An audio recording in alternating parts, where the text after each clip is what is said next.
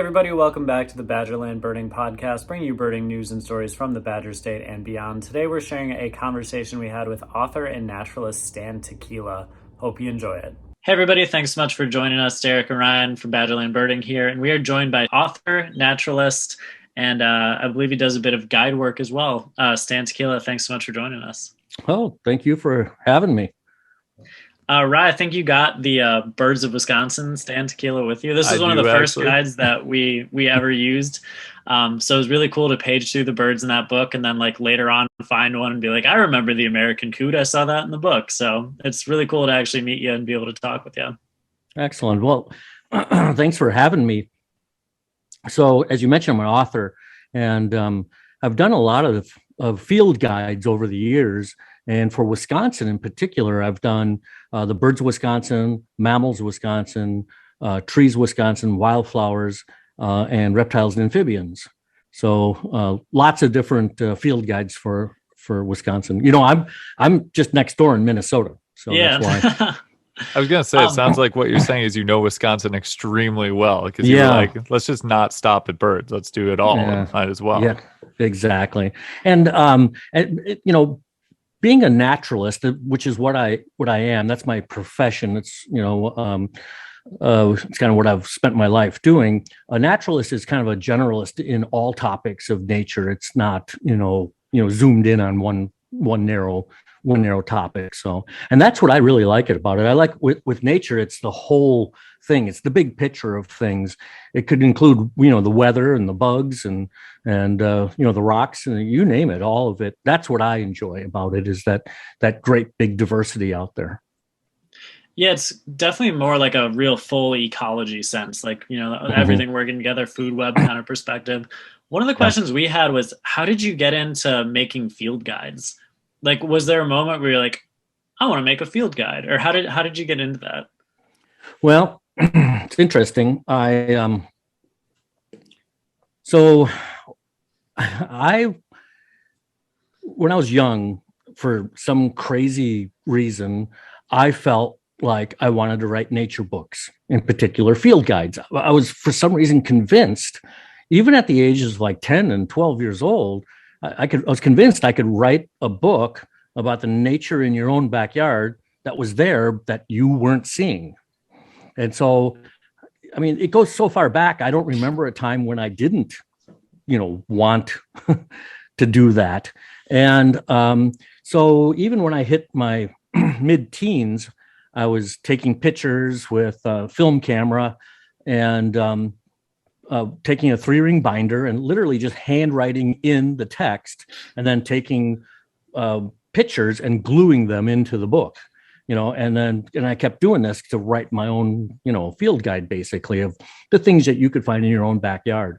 And then I kind of kept doing that for quite a long time. And then about, well, I guess about 35 or so years ago, I had an opportunity to write a book. So there was a brand new publishing company just starting out called Adventure Publications. They were in Cambridge, Minnesota. And I contacted them and had a meeting with them. Now you got to put this in the context. This was pre-computer. So I wrote my first 3 or 4 books on a typewriter. So wow. I literally had a manuscript, crazy. Paper manuscript of the whole thing that I had bound up, and I put together this book, and it was on wild edible plants, and met with this publisher and talked to them about it, and they said, yeah, we'd like this idea. And I said, well, great, you know, send over a contract. And they said, how soon do you think you could get this done? And I just reached down underneath the table, and because I had it with me, and I pulled it out and plopped it on the table. So here it is. And, you know, so, and that's kind of started the whole thing. It was like, it was like, I got to realize my lifelong dream of being able to write this book. And then literally nobody said stop. So I just kept going. And then I think the second book I can't recall right now, but I think the second book was on wild edible mushrooms. And then I did a third book on general nature things, kind of a naturalist book of all the different stuff. Meanwhile, this is all on a typewriter and on paper. And I think it was about the fourth or fifth book that computers were starting to come out. And my older brother was like, man, you got to get this, this type of computer. And I was like, what is it? And so I got it. And it was like a laptop type of, computer, except, really thick, and I bought it and I brought it home. And I remember very vividly opening it up, turning it on, and it, made all these noises and, flashed all these things on the screen. And then it stopped. And in the top left corner, it said C:\\. And that was it. And I thought, what am I supposed to do with this? So I called up my brother and I said, what do I do? And he goes, well, type this command in. And he told me some command and I typed it in and something happened. And I was like, how am I supposed to know what that command was? And you know what I'm talking about? This is DOS. This is that's like way early. This is before Windows. To boot up. Sometimes doesn't even work to boot up. Exactly. And so, basically got it figured out, used it as like a word processor, and then started, kept writing books with it. And here we are about 35 years later and still going at it and still writing books and making it happen. So what's the process of compiling a field guide? Like if you were to make a new field guide right now, where do you start? Species list, always with a species list. You got to come up with the species of what you're going to be writing about. And, that's the first and foremost type of thing. Figure out who your audience is and then write for those audience. Figure out who those people are that you're trying to reach. And then I literally just sit down and start to write. Now, originally it was all with references, book references. I don't know if you guys can see this here. I'm going to try to move this here. I don't know if you can see, but I can't move too far, but there's a big bookcase behind me, all full of books and things. Well, that quickly became obsolete with the internet. And, but it was one of those things where, most everything I was writing from was just writing from my knowledge of what it is. I had to look up things like, average eggs, or what color the eggs are, or how long the incubation period is. That type of stuff was always, something I always had to double check. But all the things in like the Stan's notes or those types of things are all just kind of off the top of my head. Out of all the ones you've done, which field guide was the most interesting to you? Oh, wow. How about this? What was the most fun field guide to do in general was, I think, the mammals of Texas. Mammals of Texas, me and my good friend Rick Bowers spent quite a bit of time in Texas, and we had to go around and find every single one of those animals that, because for my mammal books, they're comprehensive. They cover all the mammals found in the state. And we had to find every mouse, every vole, every shrew, every kangaroo rat. And we traveled that whole state going everywhere.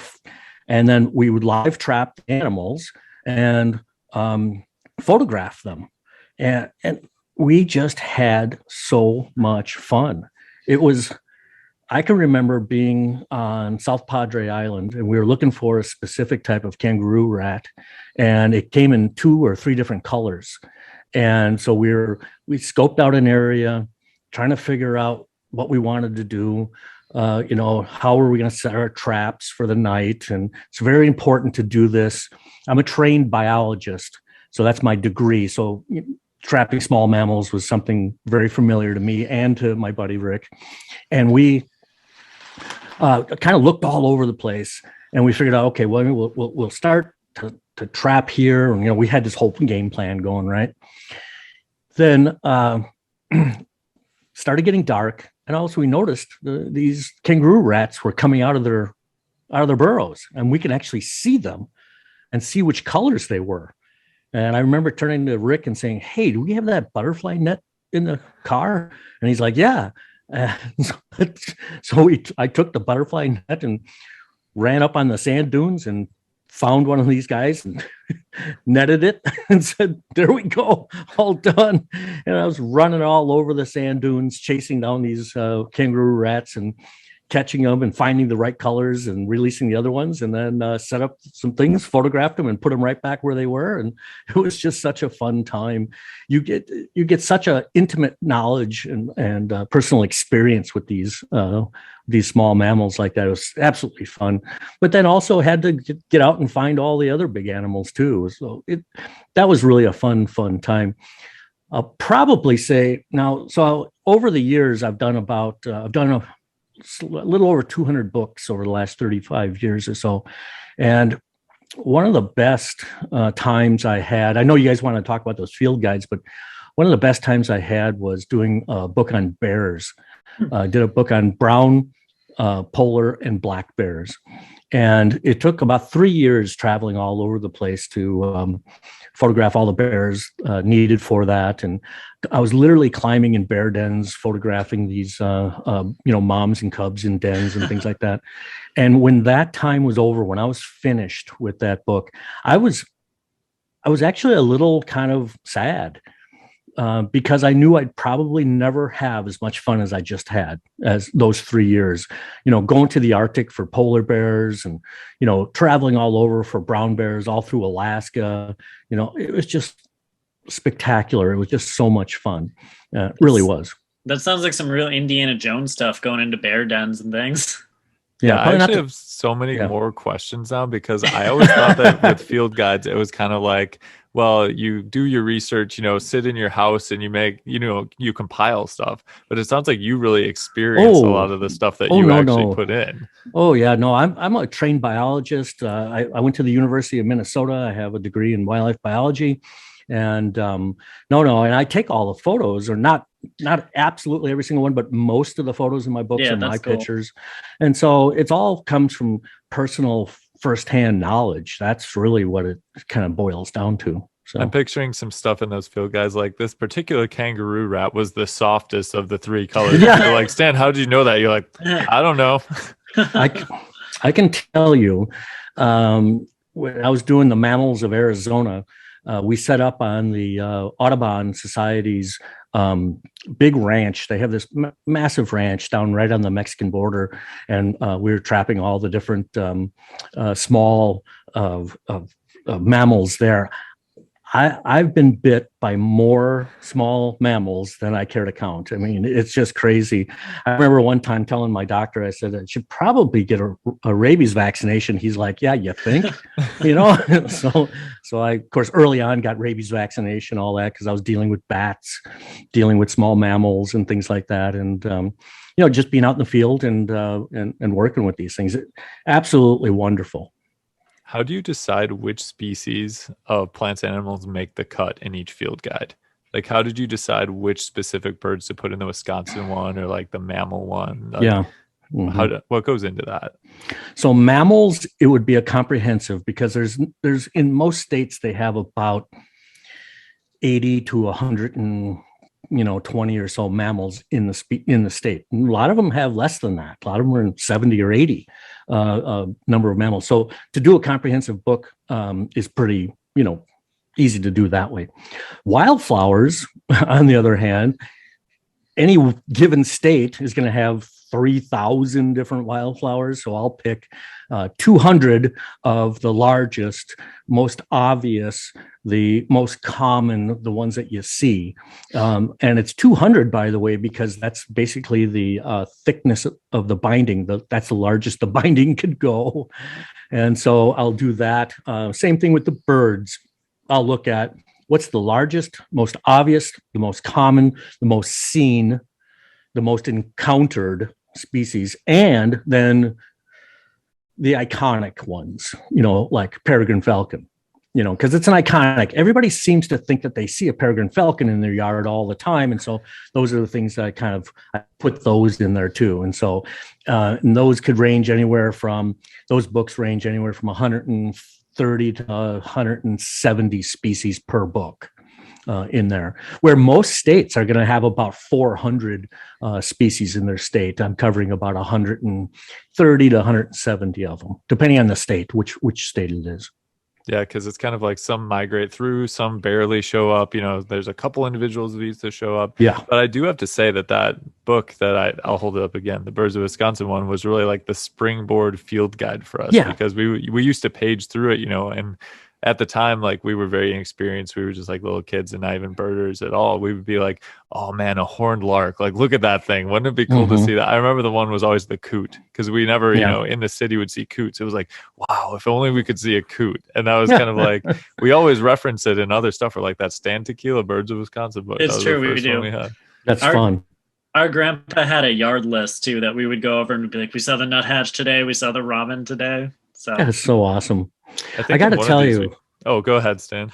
I was going to say, I got to tell you, when I started doing this, a long time ago, I didn't fully think through the gravity, the reach, the touch, the reaching out and touching people with these books. It didn't occur to me. And hearing these stories from you guys, I hear it from a lot of different people.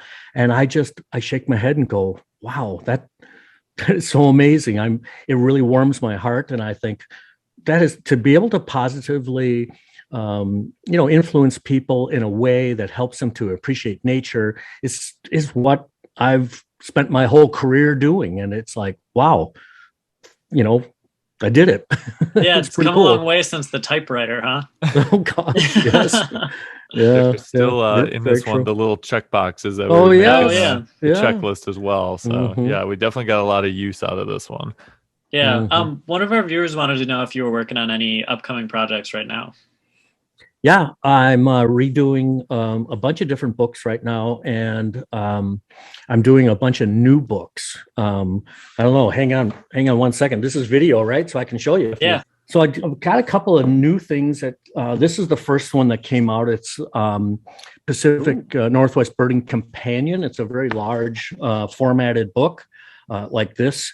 And so I followed that up with the Midwest Birding Companion. Nice. And so that course covers the Wisconsin, Minnesota, the whole kind of the Midwest area there, the Dakotas and such. And it's a nice large, you can see compared to the size of my hand, it's a big, large formatted book. Actually has places in which to do notes on the bottom. It's got all that text that you're familiar with in my types of books. So, and photos in there. And then I'm doing a lot of other books, like I did another book on loons. And then I have another one on wolves, coyotes, and foxes coming out. And a lot of these kids guides. All right, hang on a second here. Let me see if I can leave my headphones on this time.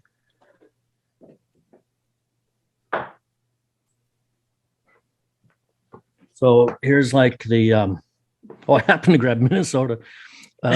So it's a kid's guide to the birds of Minnesota. And here's the kid's guide to the birds of Michigan. And I just finished up the Carolinas. These are all new titles. Awesome. Carolinas, Georgia, Florida, a bunch of, ones like that. So. Nice. That's really exciting that there's, a kid's version too. Well, yeah, it's basically kind of kidified, and text is larger, and which is kind of funny because I have, when I'm out giving talks and things like that, I'll be, some group or organization, and then afterwards I'll have some books for sale, and they'll people come up to me, who are, let's just say, older than me, and they're like, oh, I'm gonna get this book, and I'll go, you realize that's a children's book, right? And they're like, yeah, but I can read it. Yeah, it's got pictures in, the words are big, I like and it, the text is bigger, so I can actually see it. And I was like, oh, okay. So you're making my wheels spin, and like, it's one of those things where it's like ages 0 to like 8, and then like 81 to 19. Yeah, there you go. Exactly. Yeah. So I got a lot of those books. Frankly, I got up this morning and opened up my email, and there was 7 contracts from my publisher saying, please sign these contracts for these new books. And I remember thinking, they didn't even talk to me about them. I was just like, you're like, I'm going to make them, but still I'm going to do it, but you're taking me for granted. And it's like, okay, so, sign the books and let's get the things going. So it's really what I've ever wanted to do. And it's truly, I love doing it. I love the whole process. I love everything that kind of goes along with it too. I just really enjoy it. And if I didn't, I wouldn't do it. That's for sure. I really do. That's awesome to be able to do something you're so passionate about. I think that's like the dream for everybody, really. Yeah, we have a lot of young viewers who I'm sure would love to have, a job like you have or something in the sciences. Do you have any advice for young birders or young naturalists? Well, you got to keep going. That's the bottom line. The other day, it's not easy, by the way. The other day I sat down and counted up, it was tax season. Okay. So we're just doing our taxes and counted up the revenue streams, the different ways I make a living. And I'm not kidding with you when I say I do 9 different things to make one living. So 9 different things kind of all piled together, all cobbled together. Now, all those 9 things are very similar. They're all interwoven together. So, it's very difficult to tell the differences between them, but there's 9 different ways in which I have to, hustle to make that living. And so it's not easy. And I think a lot of people think, oh, you get one job and then, you work. Well, you could, you could do that. You can get one job and work in that one job your whole life. But if you want to try to do something like I'm doing, you really have to kind of find a bunch of different avenues in which to, make that living. So. Yeah, I think that's a great point you made about people thinking it's like, oh, you work with animals. That's like, that must be like super easy. It's like, well, I'm also doing these other 8 things working with animals and it's a lot of work, but it is fun. And my publisher just made me do 100 new field guides without exactly. I actually wanted to touch a little bit on the photography aspect too, because I know that you do a lot of stuff with bird photography and animal photography in general. Don't look. I want to know what your favorite photos that you've ever taken are, one of a bird specifically, and then just your favorite in general. So that's a common question I get. I oftentimes will say my favorite, subject or bird is literally the one I'm doing. So last weekend I was in Wyoming photographing sage grouse. So love it. Fabulous bird, spectacular bird. I was out on the 200,000 acre private ranch with these sage grouse, and it was spectacular. And so, for now, that's my favorite, but this week I'm going to be going up and setting up blinds to photograph ruffed grouse, because I got ruffed grouse just north of me a little bit. And, when I photograph them, they're going to be my favorite, so it's really, I enjoy all of it. I really do. I enjoy all the animals, all the insects, all the reptiles, the amphibians, the whole thing. I just enjoy it. I really do. Is there one picture that you have taken though, that looking back on it, you're like, that one just like because of the moment or because of the journey or just because of the aesthetic that really stands out to you? That's an interesting question, because pictures that I think are like, that's it, baby, that's the shot, editors don't like them, or the publisher will say no. I'm like, but you don't get it. This is a perfect shot, and you don't know what I went through to get that, and that's the point. This is a selfie with a tan kangaroo rat that I caught by hand. Exactly. And they just don't get it. So therefore it never works out. So I have temporary, favorites, but it always changes and things like that. I do have some photos up on the wall, but honestly, you can see them back there.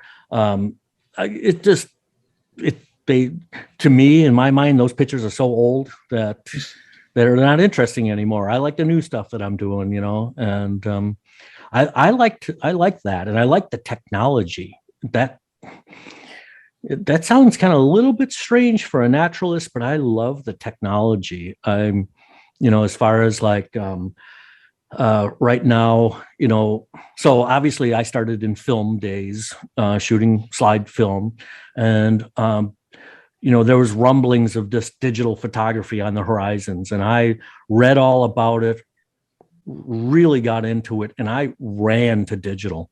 The moment digital came out, I was like, bye film, I'm out of here. And I ran to digital. I thought to myself, this is it. This is the future. This is how it's going to be. And really went for it now. And that was in 1999, 2000. And when we switched over basically from film to digital. And now here we are in 2022. And guess what? Another watershed change. We're switching from DSLR, these digital single lens reflex cameras, to the mirrorless.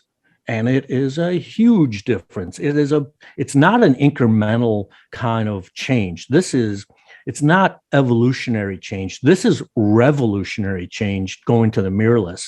And again, I ran to it and said, oh yeah, I want that, and fully integrated and changed over to the mirrorless cameras now. Do you have any gear recommendations for gear you really love using? Wow, the gear these days is amazing, truly amazing. There are the things you could do with this. When I think about, I was just talking to a buddy of mine who he and I, 40 years ago used to photograph hawks up on Hawk Ridge in Duluth with film cameras with manual focus, birds in flight, manual focus. Come on. I mean, were we insane? And because nowadays it's like the equipment is so darn good, and it really doesn't matter. Honestly, I shoot Canon. I've always shot Canon. I've shot Canon for 40 years, and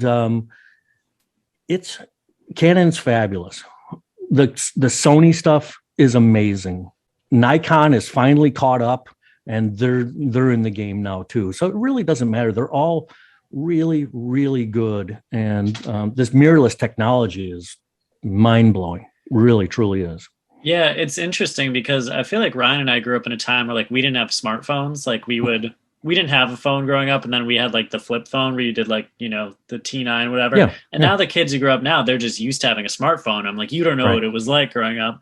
But for you, like with that evolution of camera equipment, you must be like, to everybody around now, like you have it so good with the amount of technology that you have and the access to. Yeah. Oh, I joke and say with today's modern cameras, you can take them, drop them on the ground. The impact causes the shutter to go off, and whatever it's looking at, you got a perfect picture. I mean, it's like it's truly remarkable what you can do, and the latitude of mistakes. You can make massive mistakes and still be able to correct it. As long as you're shooting raw and things like that. So it's wonderful. I love the technology. I think it has changed everything. Believe it or not, when I was doing the very first field guides, there were species of birds that nobody had pictures of. I mean, you just couldn't get it. With film and manual focus, you couldn't get it.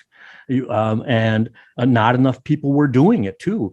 I remember a time when there was probably a dozen of us in the United States who concentrated on bird photography, and that was it. There was, and I knew them all, and now, I mean, there's probably 1 million plus people who are out there concentrating on birds and things like that. Yeah, that's pretty crazy to think about, because I remember Ryan and I would go to Retzer Nature Center, and they would have these like printouts of birds that you could buy to like hang on your wall, and it was always like getting a new one, be like, oh, I have this picture, and that's like how you would think of that species, is by like that one picture you can get. The one picture, right? Yeah.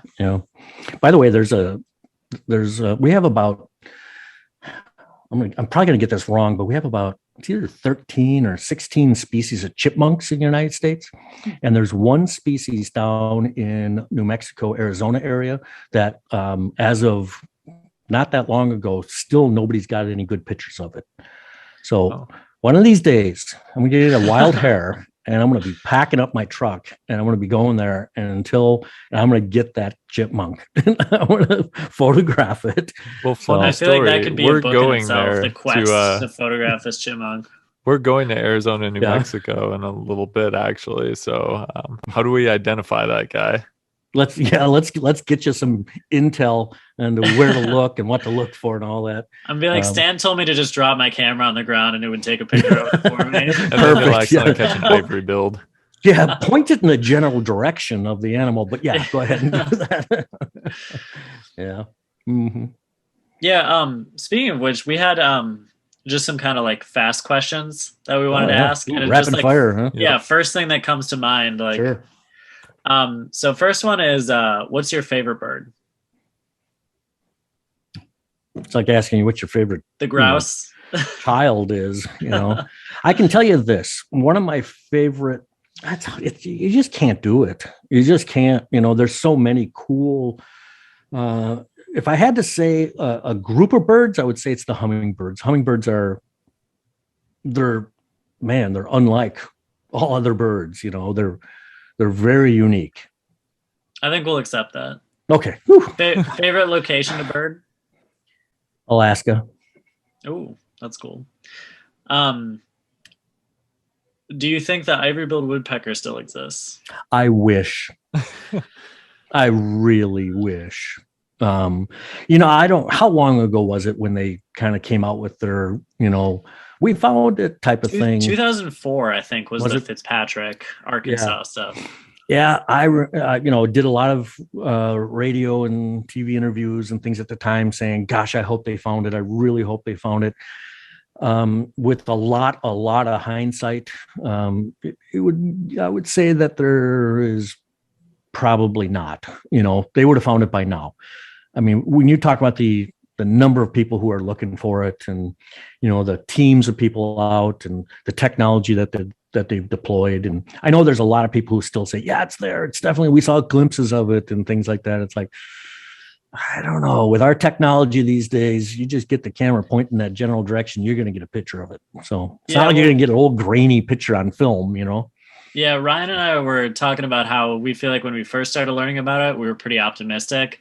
But we've asked people like, yeah, if you have a photo, like send it our way. And there's a bunch of people like, I have these in my yard, and they send you a picture of the pileated or whatever. I feel like our thoughts about if it exists are like declining over time. But I hope it's out there too. I hope so. I really do. I really hope it's out there. That would be so awesome. But unfortunately, I don't think it's going to be. But hard to say. It'd be great if it was. Favorite story about photographing a bird? Oh boy, that's a tough one.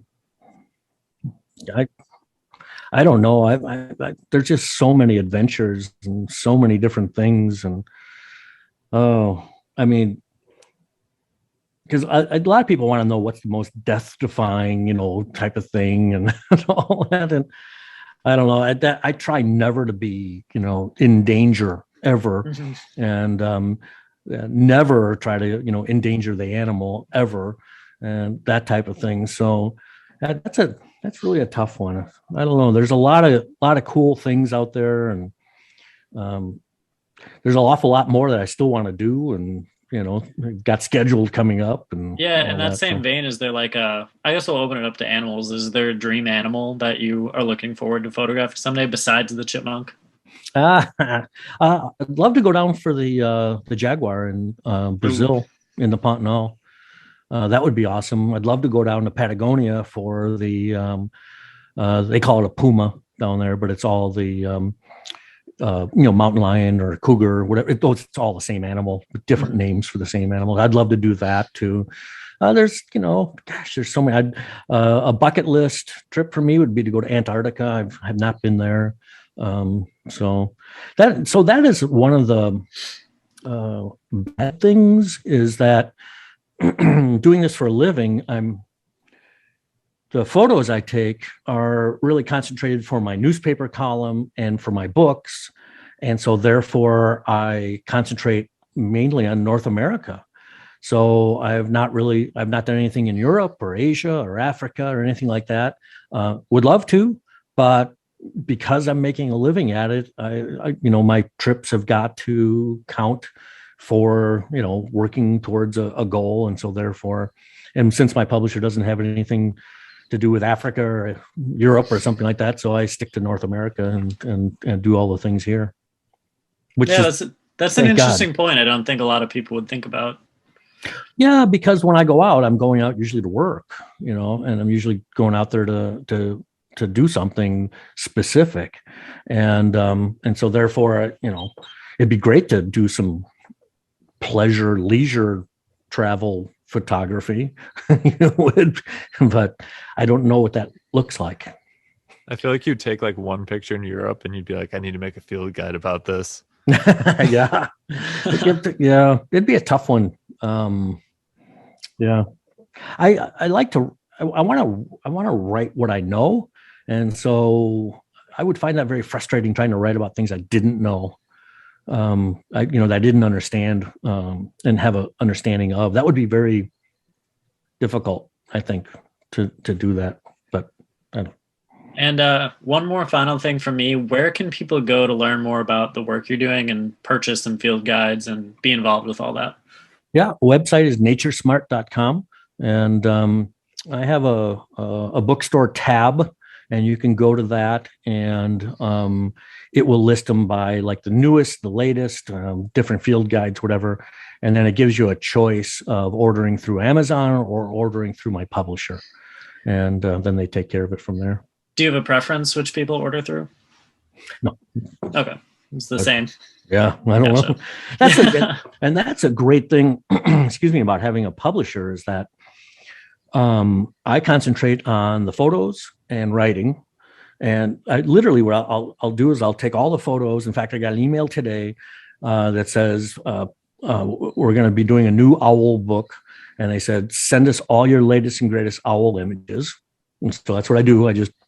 I process all these images, ship it off to them, and then write the book, ship it off to them. I'm done. Next thing I know, 6 months later, I got a book, that they go, hey, what do you think of this? And I get to edit it, and I get to look at it and say, oh, this works or that doesn't work, and things like that. And then we go from there. So that's kind of a nice thing, because a lot of people think when you're doing this that like I'm laying out the book and designing it. I'm not a graphic designer. I'm a biologist, so I don't do any of that stuff. And so I let the publisher do all that. I do remember a fun time when I first came out with the first really true field guide that I did was the Birds of Minnesota. And I had promised my publisher I would do a Birds of Minnesota and then follow that up with a Wildflowers of Minnesota. And so I remember turning in all the Birds of Minnesota stuff and then moving on to the wildflowers. And I was out photographing because, you have to wait for the right season for wildflowers. You just can't go out and, do them like with birds. You can pretty much get them, as long as they're around. Well, wildflowers, they're only blooming for a short period of time. And I remember getting a phone call from a publisher saying, hey, are you watching the sales on the Birds of Minnesota? And I was like, well, no, I'm out, working on the books here. And they said, wow, it's really going well. Do you think this would work for Wisconsin? And I went, sure. Okay. And they said, well, go ahead and do that. So I finished up the Wildflower book and I started in on the Birds of Wisconsin. And then kind of went on doing other books. And then I remember the publisher calling me and saying, hey, are you watching the sales on Birds of Wisconsin? I remember, no, I'm just, doing my thing here, writing these other books and taking the pictures and whatnot. Do you think this might work for Michigan? And I said, well, let's give it a try. And honest to God, it was like the fifth state or sixth state when we finally went, hey, wait a minute, we're onto something here. It was like, you talk about being slow, it was like, and then I remember getting the phone call from the publisher saying, oh my gosh, I mean, we're onto something. People like these books, you know, go as fast as you can. Just go and don't stop. And that started the whole kind of, you know, going to do all these field guides for all the different states. Do you have one for every state? All except for Hawaii and Nevada. Why Nevada? There's less than 500,000 people in the entire state. And so there's not a market. Oh, interesting. That's now Wyoming also has, Wyoming. That's the thing. Another thing that it's not about me. It's not about, you know, all that stuff. The publisher looks at sales. I mean, they're trying to make a living, right? And if you can't sell the book, then why do it? Now, Wyoming also has about 500,000 people. You know, it's about a similar size or similar populated state, but it has two different things. And one is Yellowstone, the other one is Tetons. And so therefore we did the Wyoming book also. So there's a lot of like sales strategy that goes into these things, you know, which is all important when you're doing it as a business. And that's what the publisher's doing. They're, you know, it's a business. It's not, they're not trying to glorify me or anything like that. They're trying to, you know, put food on the table. And so we're all working together to kind of make this happen. And that's what it kind of boils down to, is that, you know, the economics of it, the business side of it. And that's very, very important. I mean, it would be great if it was all rainbows and unicorns, but it's not. It's, you know, it's business and doing the thing to make a living. You know? Yeah. Well, it's really cool to talk to someone who's made it work in that sense. That you know that you are succeeding in the business side and the enjoying and loving your job side too. Yeah. They say that less than 1% of all authors can make a living on their books. So wow. I've kind of beat the odds a little bit there. Well, very cool. Thanks so much for taking the time to talk with us, Stan. We really enjoyed speaking with you about all things nature, and we look forward to the upcoming field guides. Yeah, I'm busy working on them as we speak. Well, we hope you enjoyed this video, and thanks to everyone for watching and listening to this episode of the Badgerland Birding Podcast.